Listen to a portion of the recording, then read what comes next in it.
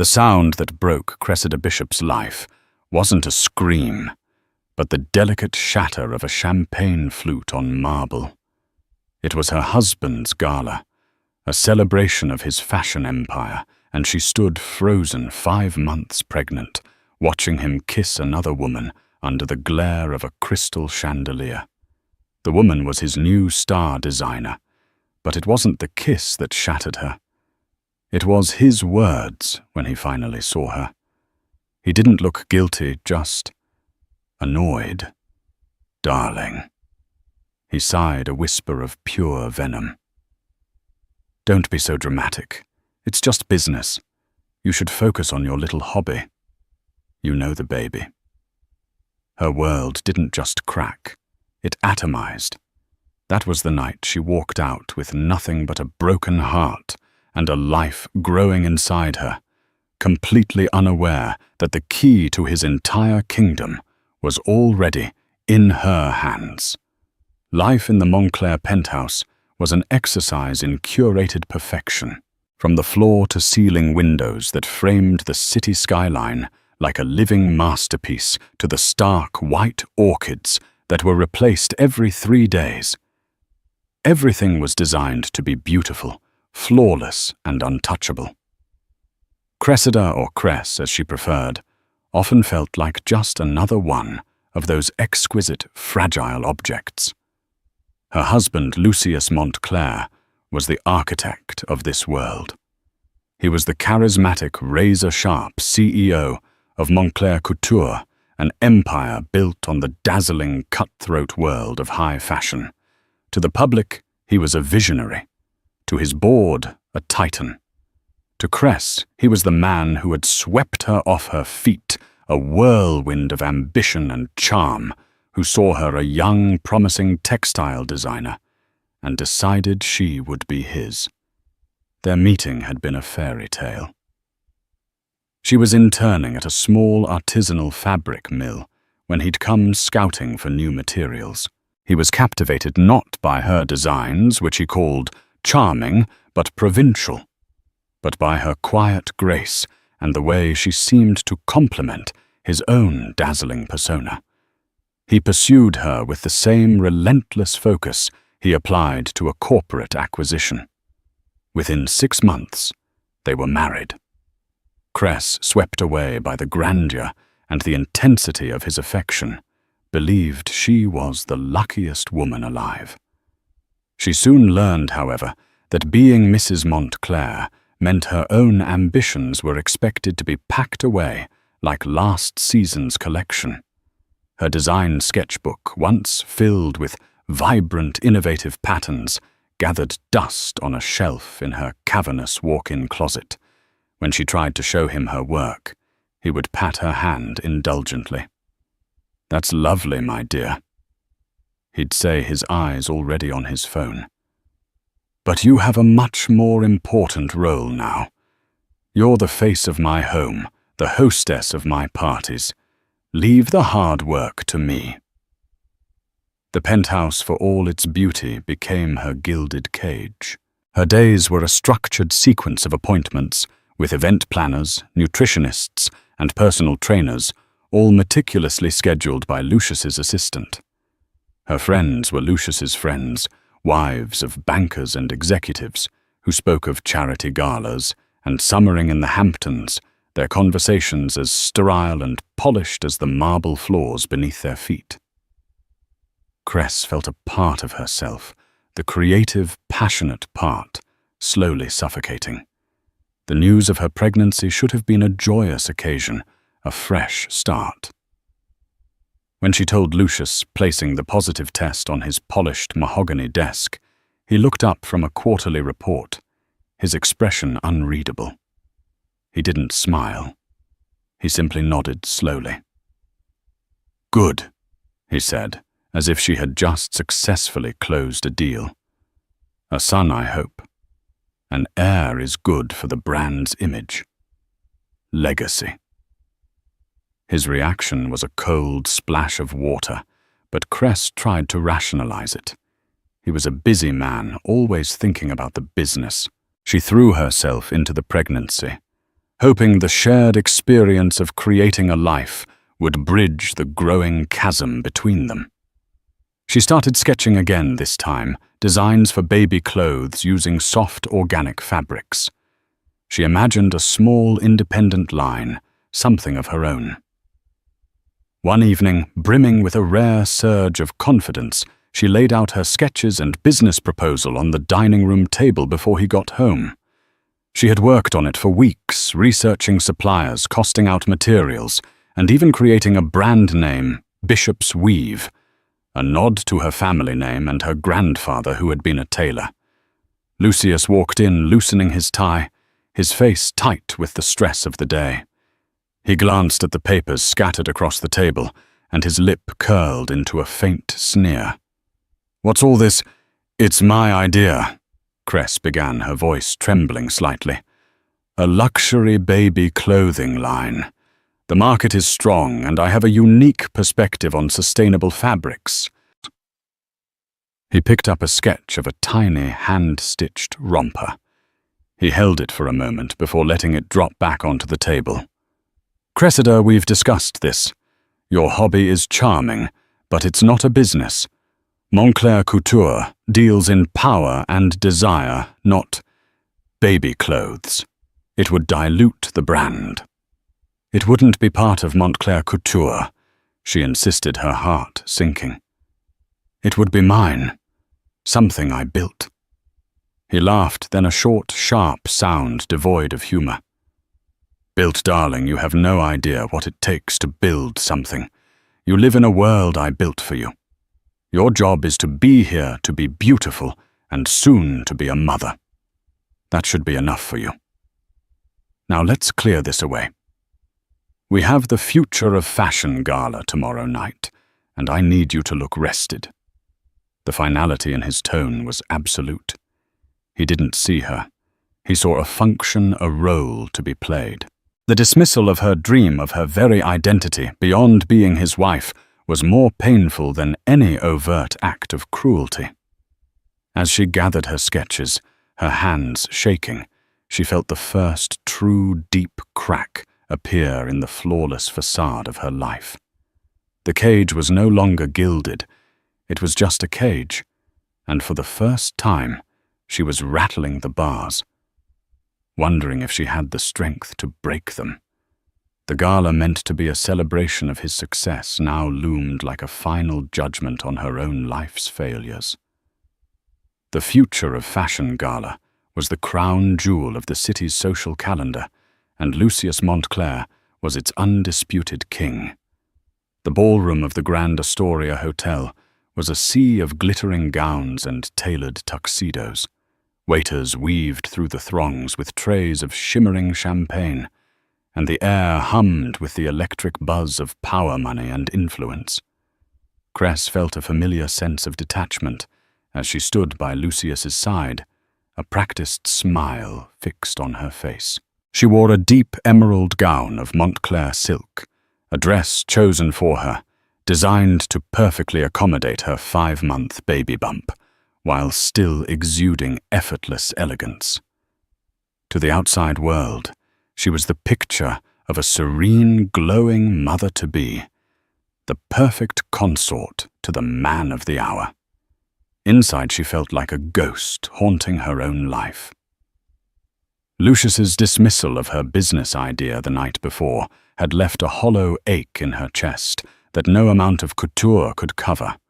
Lucius was in his element, holding court, his hand resting possessively on the small of her back.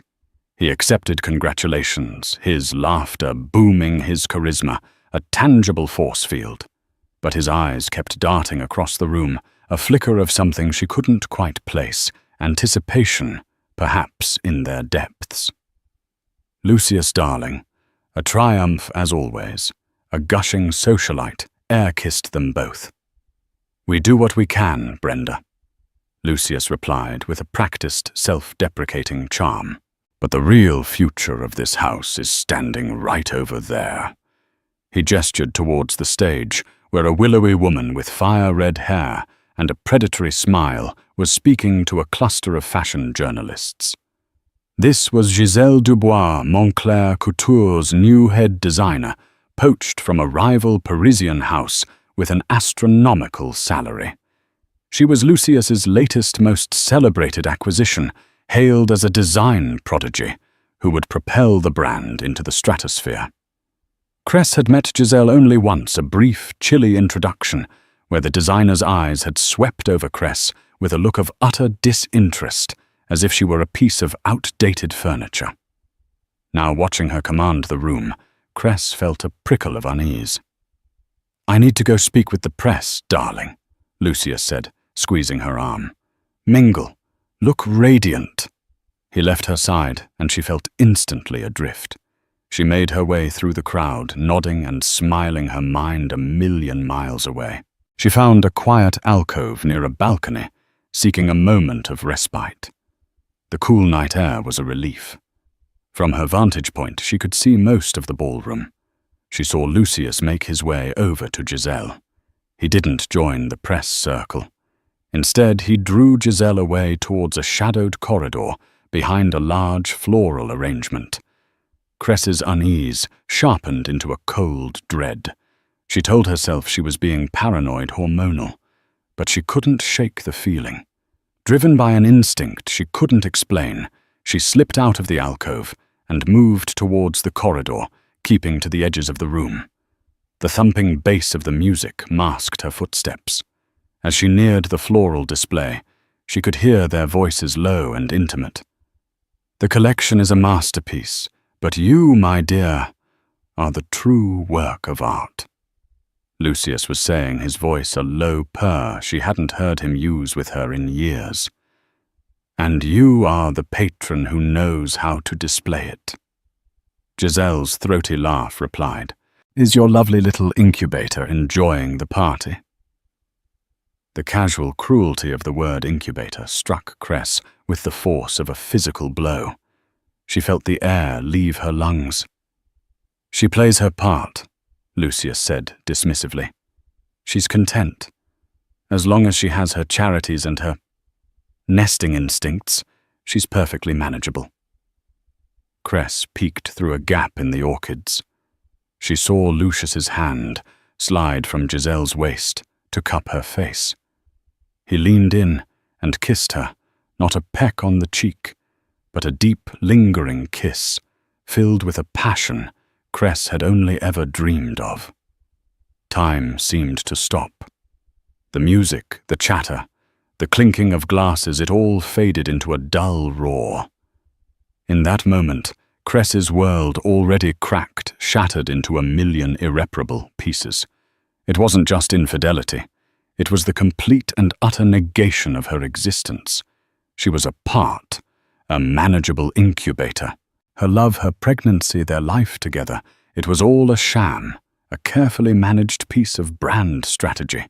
She stumbled back, knocking a waiter's tray. A single champagne flute teetered and then fell shattering on the marble floor with a sound that seemed to echo the breaking of her own heart. The sound made them both turn.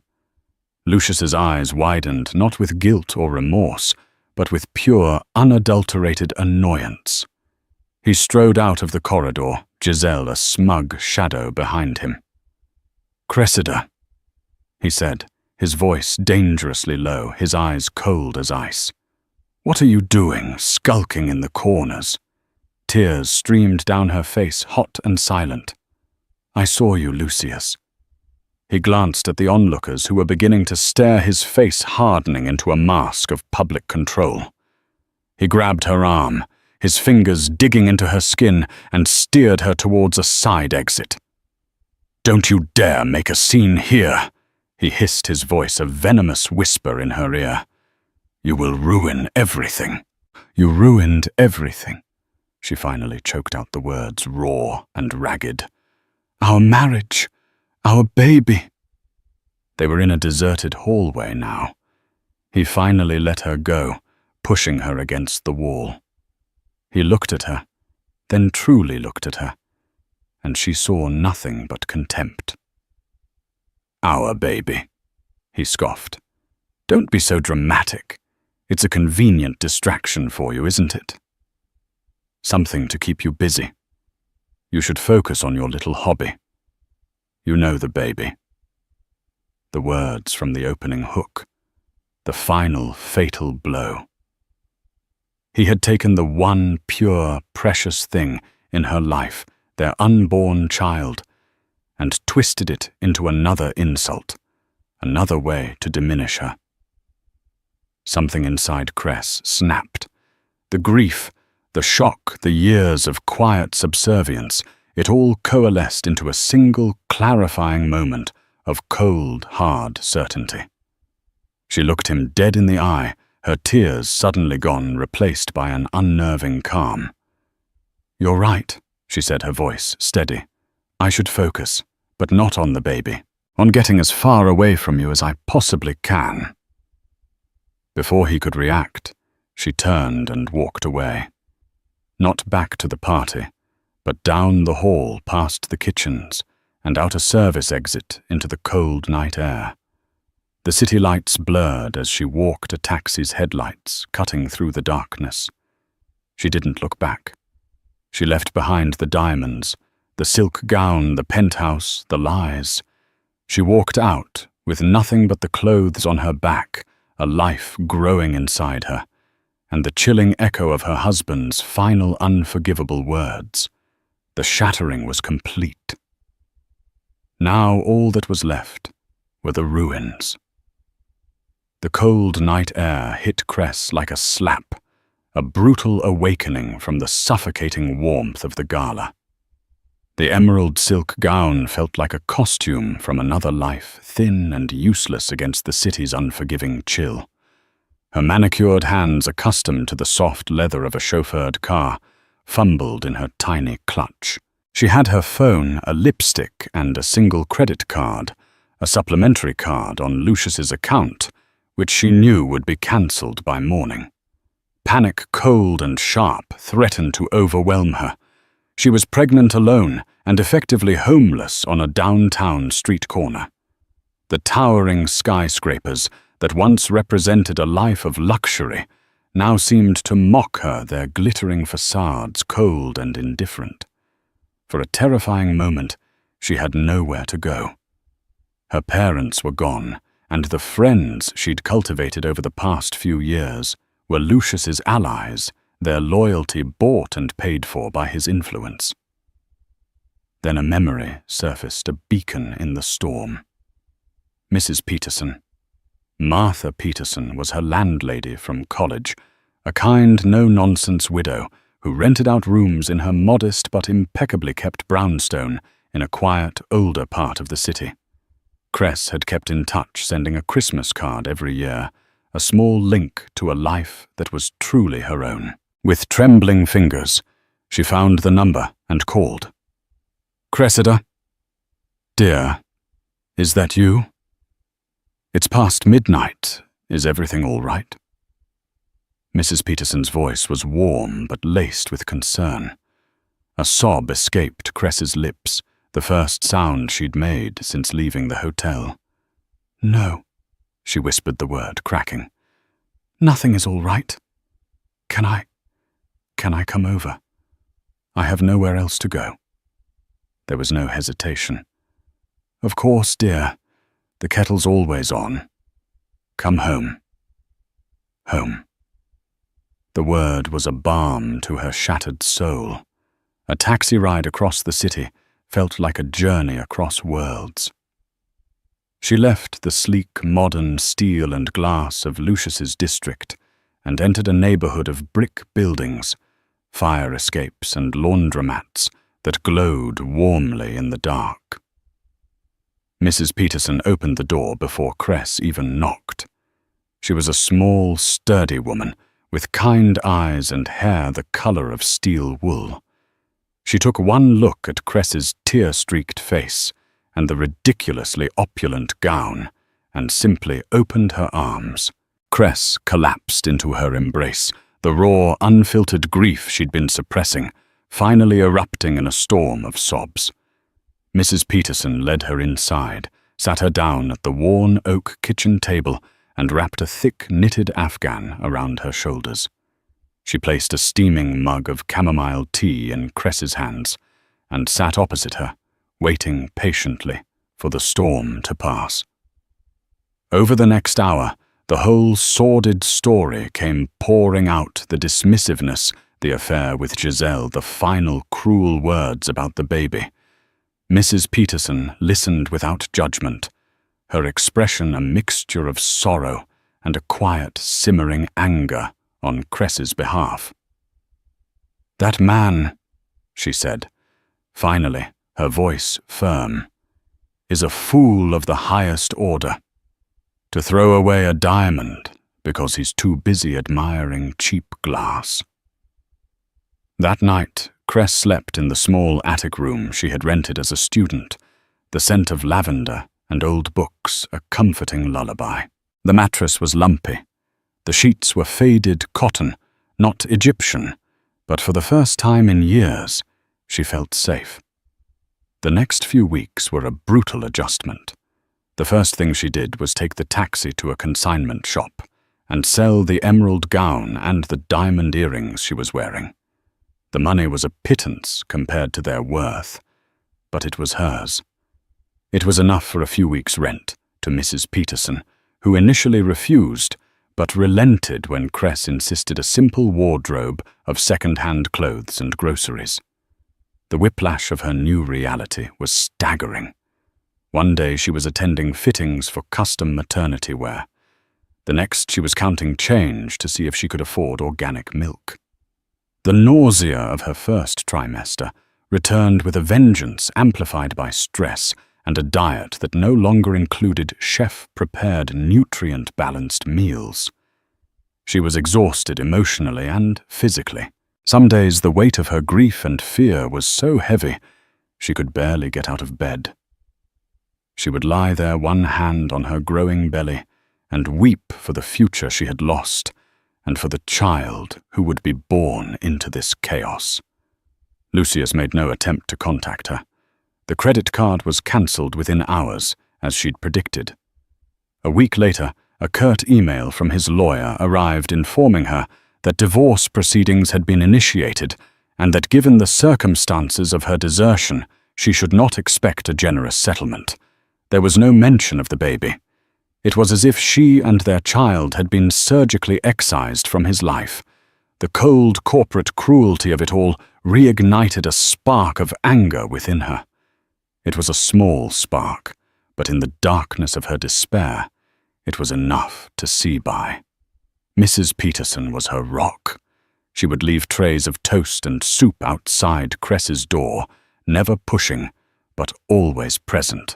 She'd coax her out for walks in the local park, encouraging her to feel the sun on her face. "One foot in front of the other, dear," she'd say. "That's all anyone can do." Slowly, painfully, Cress began to piece herself back together. The storm was still raging, but she was no longer adrift. She was learning to build a raft. She started sketching again, not for a business, but for herself. She drew the faces she saw in the park, the intricate patterns of leaves on the sidewalk, the way the light hit the brick buildings at sunset. It was a way to reclaim a part of herself that Lucius had tried to extinguish. She was no longer Cressida Montclair, the millionaire's wife. She was Cress Bishop, a designer, a survivor, and a mother-to-be.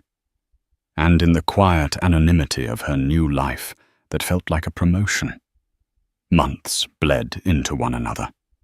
The city transitioned from the crispness of late autumn to the deep freeze of winter. Cress's belly grew round and full, a constant living reminder of the new life she was now solely responsible for. The sharp, acute pain of Lucius's betrayal had dulled into a persistent heavy ache, but her focus had shifted. Her survival and the well-being of her baby became her entire world. She found a quiet rhythm in her life with Mrs. Peterson. She helped with chores around the house. Her sketches began to fill a new portfolio, and she even took on some small freelance jobs designing logos and brochures for local businesses. The pay was meager, but the sense of accomplishment was immeasurable. Each dollar she earned was a brick in the foundation of her new independent life. One particularly cold and snowy afternoon, with the city hushed under a blanket of white, Mrs. Peterson asked for her help clearing out some old boxes from a storage closet. "My old bones aren't what they used to be," she said with a smile. Amongst the dusty relics of a life well lived, Cress found a small wooden trunk tucked away in a corner. It was hers. Her mother had sent it to Mrs. Peterson for safekeeping when Cress had first moved in with Lucius, filled with childhood mementos and things that didn't fit into the sterile minimalism of the penthouse. She had completely forgotten about it. Curious, she pried open the lid. Inside were photo albums, her old art school projects, and a collection of her grandfather's things.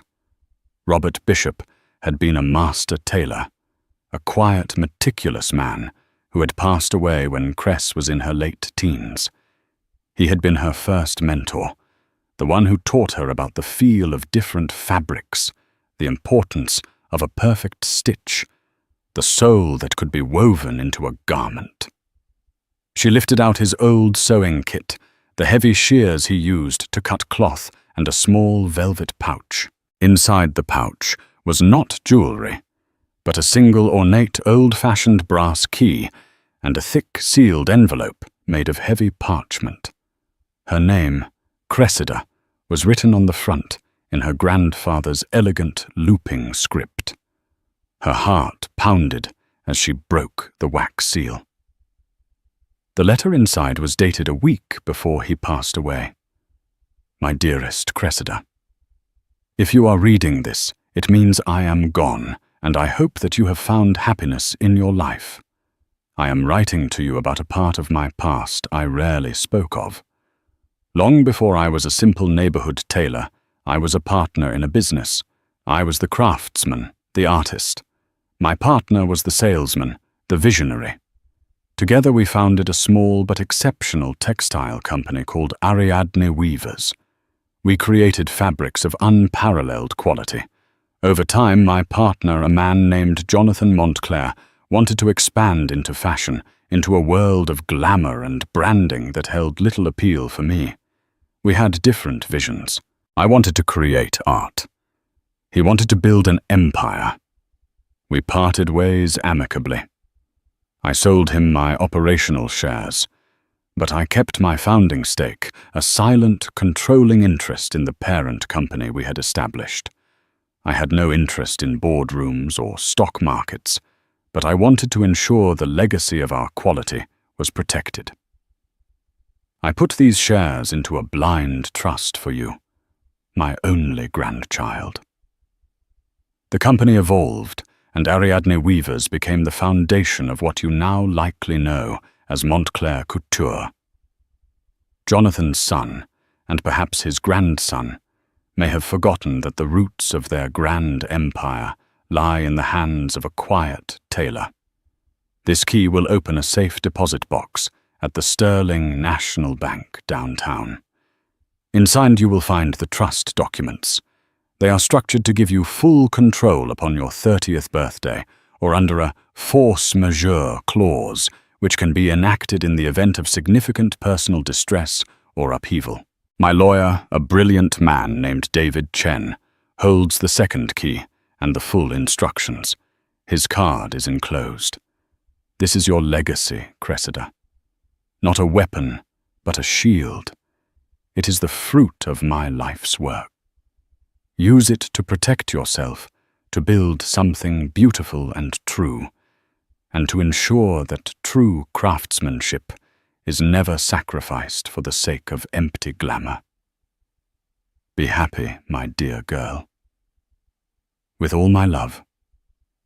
Grandfather Robert Cress read the letter 3 times, her hands shaking so violently the parchment rattled. Montclair Couture, Lucius's company. Her grandfather was the silent founder. It seemed impossible a fantasy. She stared at the heavy brass key in her palm. It felt impossibly real. A shield, he had called it. Right now, she needed a shield more than anything. The next morning, driven by a dizzying mix of hope and disbelief, she called the number on the enclosed business card. A calm, professional voice answered. "Law offices of Chen and Associates. My name is Cressida Bishop," she said, her own voice barely a whisper. "I was told to contact a Mr. David Chen. It's regarding my grandfather, Robert Bishop." There was a brief pause on the other end of the line. "Mr. Chen has been expecting your call for a very long time," the voice replied. "Can you come in this afternoon?" The law office was in a sleek, modern building, a world away from Mrs. Peterson's cozy brownstone. But Cress walked in not as a supplicant, but as a woman on a mission. David Chen was a sharp, impeccably dressed man in his late 50s, with intelligent eyes that seemed to see everything. He greeted her not with pity, but with a deep professional respect. He already had his key. Together they went to the bank. The safe deposit box was opened, and inside, nestled in a leather-bound folio, were the documents. As Mr. Chen explained the complex legal language, the reality of the situation began to sink in. Her grandfather hadn't just left her some stock. He had left her a 52% controlling interest in the holding company that owned Montclair Couture and all its assets. It was an ironclad, unassailable majority stake. Because Lucius's father had diluted his own shares over the years to fund acquisitions and pay off debts, Lucius's own portion, which he believed gave him ultimate control, was only around 35%. He was a king ruling a kingdom he didn't actually own. Your grandfather's force majeure clause is quite clear. Mr. Chen explained, his voice calm and steady, as he looked at the heavily pregnant, determined woman before him. Your current circumstances, divorce, financial abandonment, more than satisfy the conditions. The trust is now yours to command. The question is, Ms. Bishop, what do you want to do with it? Cress looked down at the documents at her grandfather's name, entwined with the Montclairs. She thought of Lucius's sneering face, of Giselle's cruel nickname for her, of the way her dreams had been casually crushed. But more than that, she thought of her grandfather's words, "Build something beautiful and true." A slow, determined smile spread across her face. The storm hadn't broken her. It had washed away the debris and revealed the foundation that had been there all along. "Mr. Chen," she said, her voice clear and strong, "I want to call a meeting, an extraordinary general meeting of the shareholders, and I want to introduce them to their new majority owner." The discovery of her inheritance didn't trigger an immediate, vengeful charge. Instead, it ignited a slow, deliberate fire within Cress. The months of helplessness and fear were burned away, replaced by a cold, crystalline focus. She was no longer a victim adrift in a storm. She was the storm itself, gathering strength, waiting for the perfect moment to make landfall. David Chen became her general, her strategist. They met not in his gleaming corporate office, but in the quiet, sunlit parlor of Mrs. Peterson's brownstone, a war room hidden in plain sight. Over cups of tea and plates of biscuits, they pored over decades of company financials, board meeting minutes, and shareholder reports. Cress wasn't just claiming an inheritance. She was earning it. She devoured every document, learning the intricate dance of corporate governance, finance, and law. She discovered the company's weaknesses, its strengths, and most importantly, the rot that had set in under Lucius's leadership.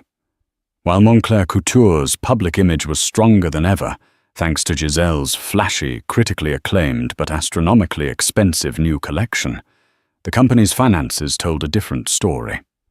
Lucius was leveraging assets to fund lavish marketing campaigns and his own exorbitant lifestyle. He had fired dozens of long-serving loyal employees, master tailors, pattern makers, and textile experts who had been with the company for decades, some since her grandfather's era, replacing them with cheaper, less experienced labor to cut costs.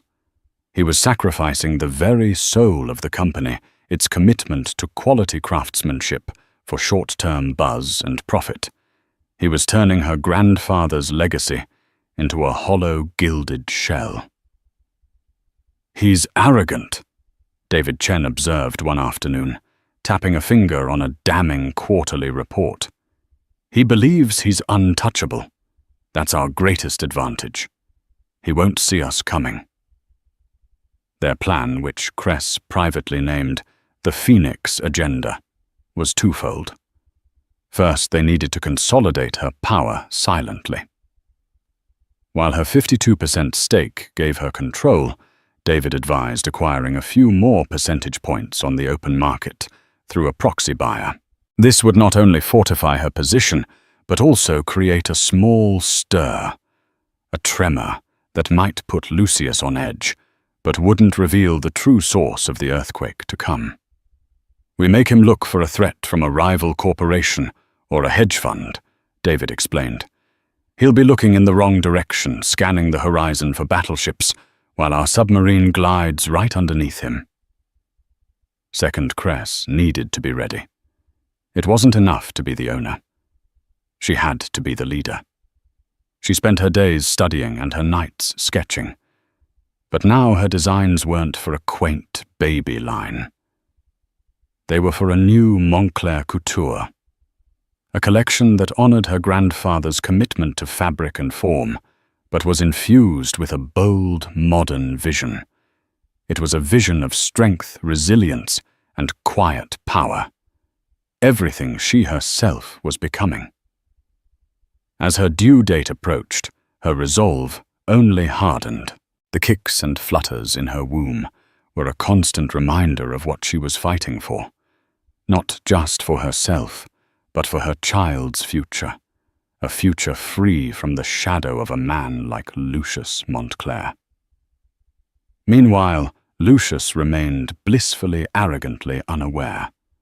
Kress's quiet disappearance from his life was to him a problem solved.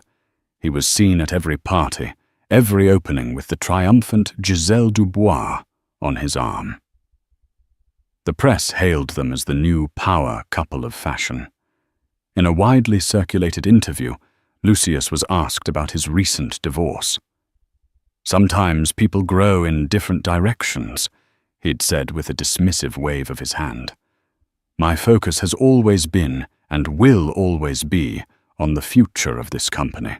I require a partner who shares that vision, not one who is distracted by domestic trivialities." The words relayed to Kress by David were like fuel on the fire. Domestic trivialities. He was talking about their child. A week before the annual shareholders' meeting, Kress gave birth to a healthy baby girl. She named her Grace. Holding her daughter in her arms in the quiet hospital room, looking into her tiny, perfect face, Kress knew every fear, every tear, every moment of struggle had been worth it. This was not just about taking back a company. It was about reclaiming her life and building a legacy of strength for her daughter. The day of the shareholders' meeting arrived a cool, crisp morning 6 weeks after Grace was born. Lucius was expecting a routine victory lap. The press was already lauding his incredible turnaround of the brand. He had prepared a triumphant speech about record-breaking sales from Giselle's latest collection and his bold vision for the future. Kress, however, was preparing for battle. She left Grace in the loving care of Mrs. Peterson. She didn't dress in a flashy, attention-grabbing gown. Instead, she chose a custom-tailored suit of her own design, made from a deep charcoal grey wool that her grandfather would have admired. It was elegant, powerful, and understated. Her hair was pulled back in a severe professional chignon, and her face, though tired from sleepless nights with a newborn, was set with a resolve of forged steel. As David Chen held the door of the car for her, outside the corporate tower that bore the Montclair name, he gave her a final reassuring nod. "Ready, Ms. Bishop?" She took a deep breath, the city air cool and clean. She thought of her grandfather's letter of her daughter, sleeping peacefully in her crib. She was no longer the broken, weeping woman who had fled into the night. She was a phoenix, risen from the ashes, and she was about to claim her sky. "I'm ready," she said, her voice ringing with a clarity and power that was entirely her own. The Montclair Couture boardroom was on the 50th floor, a glass-walled sanctuary of power overlooking the sprawling city. It was designed to intimidate with a long, imposing table of polished black granite and chairs that resembled minimalist thrones. The shareholders and board members, a collection of stern-faced men and women in expensive suits, were already assembled. At the head of the table sat Lucius Montclair, radiating an aura of absolute command. He was tanned, smiling the very picture of a man at the apex of his success. Beside him, in a seat of honor, usually reserved for the COO, was Giselle Dubois, looking smug and victorious in a shockingly red dress. She was not a board member, but her presence was a clear statement of her power and influence within Lucius's new world order. "As you can see from the preliminary reports," Lucius began, his voice smooth and confident, "Giselle's Metamorphosis collection has not only garnered universal acclaim, but has also driven sales up by 200% this quarter. Our stock price is at an all-time high. The future of Montclair Couture has never been brighter." He launched into a self-congratulatory speech filled with buzzwords like synergy, disruption, and brand actualization. He painted a picture of a future built on his singular, brilliant vision. The board members nodded along their expressions, ranging from impressed to sycophantic. It was at that moment, just as Lucius was pausing for dramatic effect, that the boardroom doors opened. Every head turned. Standing in the doorway was a woman they didn't recognize. She was flanked by the formidable David Chen, whose reputation as one of the city's sharpest corporate lawyers preceded him. The woman was poised, her expression unreadable, her tailored grey suit a stark contrast to Giselle's flamboyant red. She radiated an aura of quiet, unshakable authority. Lucius frowned, irritated by the interruption. "I'm sorry, this is a private meeting. Security." But before anyone could move, David Chen stepped forward, placing a slim leather portfolio on the granite table. "That won't be necessary, Mr. Montclair. We are precisely where we are supposed to be." Cress stepped into the room, her heels clicking with quiet purpose on the marble floor. Her eyes swept across the room, lingering for a fraction of a second on Giselle's confused sneer, before finally landing on Lucius. Lucius stared at her. Recognition dawned, slowly contorting his features into a mask of pure disbelief. This was Cressida, but it wasn't. The timid, accommodating woman he had discarded was gone. This woman was a stranger, powerful, confident, and looking at him not with heartbreak, but with an unnervingly calm detachment like a scientist observing a specimen. "Cressida," he finally stammered, his voice losing its confident timbre. "What in God's name are you doing here?"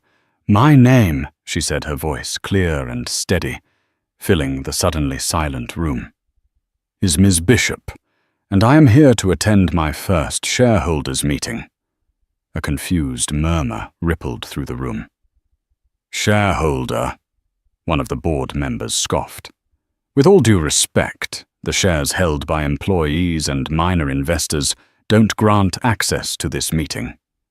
David Chen opened his portfolio. Ms. Bishop is not a minor investor, he stated calmly, sliding official notarized documents across the table towards the board's chairman. She is the sole beneficiary of the Robert Bishop Blind Trust. As of 2 months ago, she has taken active control of that trust. The chairman, a portly man named George Finney, picked up the documents, his eyes widening as he read. The Bishop Trust, but that's been dormant for decades. It's a founding stake. His voice trailed off as the implication hit him. He looked up, his face pale. To be precise, David Chen continued, the trust holds 52% of the voting shares of the parent company, Montclair Holdings International. My client, Ms. Cressida Bishop, is the new majority owner. The silence that followed was absolute, a crushing weight of pure shock. You could have heard a pin drop. Giselle's smug expression had vanished, replaced by a slack-jawed horror. The board members stared first at the documents, then at Cress, their minds scrambling to process the impossible truth. Lucius's face had drained of all color.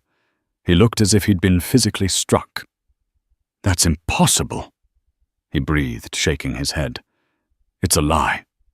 My father, your father knew. Cress said, her voice cutting through his denial like a shard of glass. He knew that the foundation of this entire empire belonged to my grandfather, the man whose artistry he built his brand upon, and then conveniently forgot. You, however, seem to have been kept in the dark. She walked slowly around the table until she stood directly opposite him. You spoke of your vision for the future, she said, her gaze unwavering. But your vision is one of debt disposability and disrespect for the legacy that made this company great. You fired craftsmen who had dedicated their lives to this house to fund her overpriced, overhyped collections. She gave a curt nod towards a horrified Giselle. You leveraged the company's assets to fund your own ego. You have mistaken flash for substance and buzz for value. She placed her hands on the back of the chair at the head of the table. Effective immediately, I am exercising my rights as majority shareholder. This board is adjourned. A new meeting will be called tomorrow to elect a new board of directors. Mr. Montclair, your position as CEO and chairman is terminated. You have 1 hour to clear your personal belongings from your office. Security will escort you out. Lucius just stared at her, speechless, his empire crumbling around him in the space of 5 minutes. You can't do this, he finally whispered, his voice cracking with desperation and rage. Cress leaned forward slightly, her voice dropping to a low, intense pitch for his ears alone. You once told me to focus on my little hobby. You were right. I found one. It's called owning your entire world. You said a son would be good for the brand's legacy. You were wrong. A daughter is. With that, she straightened up and addressed the stunned room.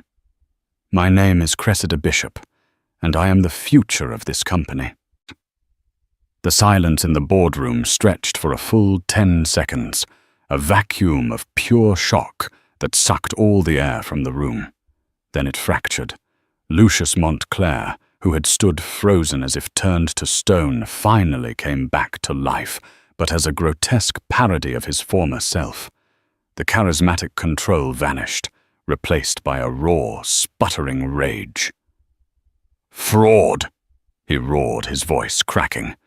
He slammed his fist on the black granite table, a gesture that lacked its intended power and only betrayed his desperation. This is a fabrication, a pathetic, vengeful fantasy. My lawyers will bury you. You have no idea who you're dealing with. Cress didn't flinch. She stood her ground, a pillar of calm in his storm. On the contrary, Lucius, she replied, her voice level and cold. "You are the one who has no idea. You never did. You saw a quiet wife, not a founder's heir. You saw a hobby, not a legacy. Your blindness is not my problem." Her composure seemed to enrage him further. He turned his pleading, wild eyes to the board members, the men and women who had idolized him just minutes before. "Finney, tell her this is absurd. We are Montclair Couture. George Finney." The chairman meticulously avoided Lucius's gaze. His attention suddenly glued to the documents in his hands, as if they were the most fascinating text he had ever read. The other board members followed suit, shuffling papers, checking their phones, doing anything to avoid being caught in the blast radius of their fallen leader. They were sharks, and they could smell the blood in the water. Their allegiance had already shifted their minds furiously, calculating how to best position themselves in this new regime. Seeing no help there, Lucius's fury collapsed into a pathetic, desperate plea. "Cressida, Cress, please," he whispered, the change in tone jarring. "We can talk about this. There's been a misunderstanding. We can work something out, a settlement." It was the sight of Giselle that cut him short. Her face, a mask of horror, was twisted with a fury that mirrored his own. But her anger was aimed at him, the man whose power had been her shield and her platform. With a strangled cry of disgust, she shot Cress a look of pure, unadulterated hatred, grabbed her ludicrously expensive handbag, and fled. Her stiletto heels clicked a frantic, panicked rhythm on the marble floor, the sound of an era of cheap spectacle running for its life. Her exit seemed to be the final nail in the coffin. Lucius deflated the fight, draining out of him, leaving a slumped, hollowed-out man. His shoulders sagged, and for the first time he looked his age. The two security guards who entered the room were almost a mercy, their impassive presence putting an end to the humiliating spectacle. They flanked him, their quiet professionalism a stark contrast to his emotional disintegration. As they led him toward the door, he finally looked at Cress one last time, his eyes searching for something. Pity, regret, a flicker of the woman he once knew. He found nothing but the cool, steady gaze of a stranger who now owned his entire world. The heavy doors clicked shut behind him, the sound echoing with a profound finality. The reign of Lucius Montclair was over. The boardroom was still thick with tension. Cress allowed the silence to hang in the air for a moment, letting the new reality cement itself in the minds of everyone present. Then she turned to the pale-faced chairman. "Mr. Finney," she said, her voice crisp and authoritative. "Please schedule the extraordinary meeting for 9 a.m. tomorrow. My office will forward you the agenda and the list of my proposed new board members. You are all welcome to tender your resignations beforehand if you feel you cannot align with the new direction of this company." It was a clear, professional dismissal.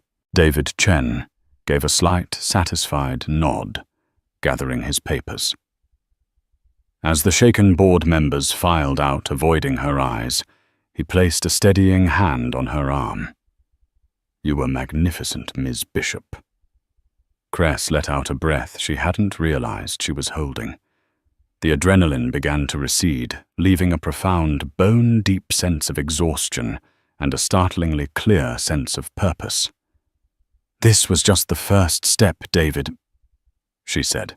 "The real work starts now." Her first day as chairwoman of Montclair Holdings was a blur of calculated action, but she didn't begin in the executive suite. She bypassed the elevators and took the service stairs down to the workshops, the true heart of the company. When she entered, a hush fell over the room. The remaining artisans, the cutters, seamstresses, and textile experts looked up from their work. their faces etched with the anxious uncertainty of people who had grown used to the axe falling without warning. She gathered them together, standing not on a platform, but among them on the worn wooden floor. "My name is Cressida Bishop," she began, her voice resonating with warmth and sincerity. "Some of you may have known my grandfather, Robert Bishop." A few of the older workers exchanged surprised glances. An elderly tailor at the back, a man with hands gnarled from 60 years of holding a needle, let out a soft gasp. He remembered. "My grandfather believed that a garment's soul is in its fabric and its stitch." Cress continued, her gaze sweeping over their faces. "He believed in substance, in quality, in the irreplaceable value of a master's hand. This company was built on that belief, and under my leadership we are returning to it." She then announced her first executive order, the immediate reinstatement of every single craftsman Lucius had fired, with full back pay and a formal apology from the company. A wave of stunned disbelief was followed by a ripple of applause that grew into a heartfelt ovation. The old tailor, his eyes glistening with tears, stepped forward. "Robert Bishop," he said, his voice thick with emotion, "was the finest man I ever knew. He would be so proud of you today, miss." In that moment, Cress wasn't just a CEO. She was a promise fulfilled, a legacy restored. Over the next few weeks, the transformation of Montclair Couture was seismic. Cress's Phoenix agenda was not just about a hostile takeover. It was a complete cultural and creative resurrection. The new motto she installed, etched onto the lobby wall, where a giant portrait of Lucius used to hang, was substance over spectacle. She walked through the design studio, which felt sterile and soulless under Giselle's tenure. Tucked away in a corner, she found Helen, a veteran pattern maker in her late 60s, who was quietly packing her things, assuming she would be next to go. Cress approached her and asked to see her personal sketchbook. Hesitantly, Helen revealed pages filled with designs of breathtaking elegance and structural genius ideas Lucius and Giselle had dismissed as too classic.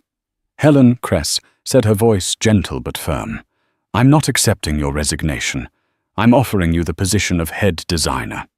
The woman stared at her, speechless, as Cress explained her new vision, a company led by the talent that had been its bedrock all along. The most symbolic change was the C-suite itself. Lucius's office had been a monument to his ego, all black marble chrome and oversized modern art with a desk the size of a small car. Cress had it all stripped out. The dark walls were painted a warm, inviting white. Sunlight, once blocked by imposing blinds, was allowed to flood the space. In place of the massive desk, she brought in a large communal work table covered in fabric swatches and sketchbooks, and in the sunniest corner, she placed a beautiful handcrafted bassinet. Her daughter Grace would often sleep there as Cress worked, a living, breathing symbol of the company's new life, a future that was female, nurturing, and creative at its core. One evening, months after the takeover, Cress stood at the vast window of that transformed office, holding a sleeping Grace in her arms. The city lights glittered below, no longer mocking her, but spread out before her like a kingdom of her own making. She thought of the woman she had been, the heartbroken wife, fleeing a party in a borrowed gown, the terrified mother-to-be huddled in Mrs. Peterson's attic room. She thought of the weight of her grandfather's key in her palm, the key that had unlocked not just a fortune, but the strength that had been inside her all along. The world was calling her story a tale of revenge. But as she looked down at her daughter's peaceful face, she knew it was something more profound. Revenge was a fire that consumed itself, leaving only ash. What she had done was an act of restoration. She had saved a legacy from ruin and built a future for her child. She was no longer a prisoner in a gilded cage. She was the architect of her own destiny, a creator, a leader, and a mother. She had walked out of her old life broken, but in doing so had discovered the parts of herself that were truly unbreakable. Her reign, the reign of a bishop, had only just begun. And there you have it, the incredible story of Cressida Bishop, a story that proves that the deepest betrayals can sometimes forge the strongest souls. She went from a broken, pregnant wife with nothing to her name to the powerful leader of a fashion empire, not through revenge, but through resilience, intelligence, and by reclaiming a legacy she never knew she had.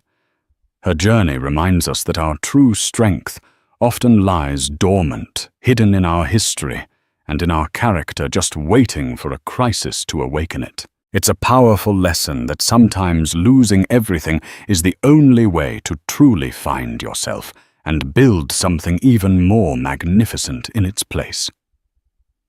What did you think of Cress's ultimate power move? Was Lucius's downfall everything you hoped it would be? Let us know your thoughts in the comments below. If you were moved by this story of strength and poetic justice, please hit that like button. Share it with someone who needs to hear a story of triumph, and most importantly, subscribe to our channel for more unforgettable, real-life dramas. Your support helps us bring these powerful stories to light. Thank you for listening.